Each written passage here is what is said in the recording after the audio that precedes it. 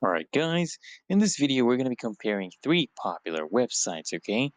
Which is Framer, we have Webflow, and guys, of course, we have WordPress. Okay, so we're going to look at things like their strengths, their limitations, and the ideal use cases you can decide which is actually the best for your project, okay? Let's jump right in, okay? First things first, let's start with Framer. What is Framer, okay?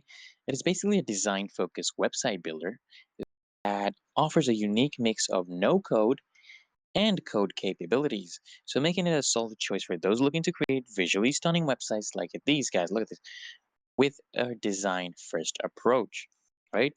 So the pros are that they have beautiful templates. Okay, Framer offers visually appealing pre-designed templates that are easy to customize, guys. They have smooth animations, as you can see. They have built-in animation tools that lets you add movement and interactivity without complex coding. And for those users who want more control, Framer also allows you to add custom code for extra flexibility, guys.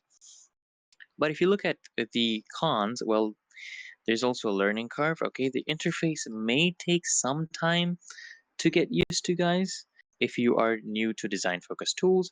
And also Framer actually has fewer integrations and plugins compared to WordPress, which makes it a less versatile for complex builds.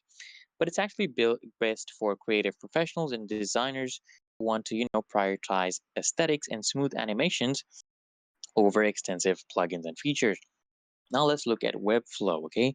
Webflow basically combines the visual ease of a no-code builder with the customization of a full CMS. It's actually popular for users who want advanced design control without the need for, a traditional web developer.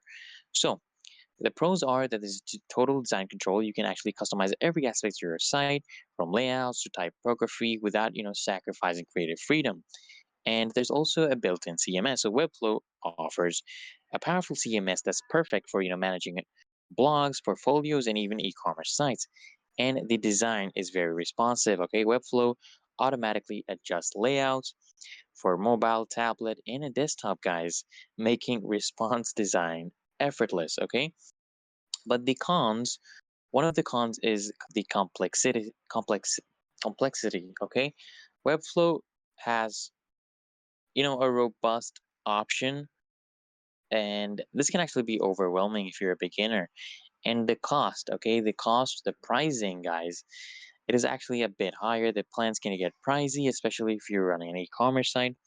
So this is actually best for designers and developers who need advanced design flexibility and a robust CMS. It's ideal for portfolios, so I would say small businesses and content heavy websites. Okay, now, finally, guys, let's go to WordPress. Okay, WordPress is a very powerful and highly flexible CMS that powers over 40% of the internet, guys. It's known for its extensive plugin quality, library, and is actually great for anyone who is looking to scale or customize their site fully. It basically has endless customization, guys, okay? With thousands of plugins and themes, WordPress lets you add nearly any functionality from SEO to e-commerce, guys. You can add anything, okay? Scalability, I would say WordPress is great for building everything from small blogs to large corporate sites, guys, with ease. And it actually has community support, okay? WordPress's open source nature has created a vast community of developers, tutorials, and support forums, guys. But some of the cons are, for example, the maintenance. Okay, WordPress requires regular updates for plugins, themes, and security patches. Okay, and this is actually a steeper learning curve. So new users may find the interface challenging, especially if they're not familiar with hosting, themes, and plugins. But it's actually best for users who need a flexible, scalable solution. It's ideal for bloggers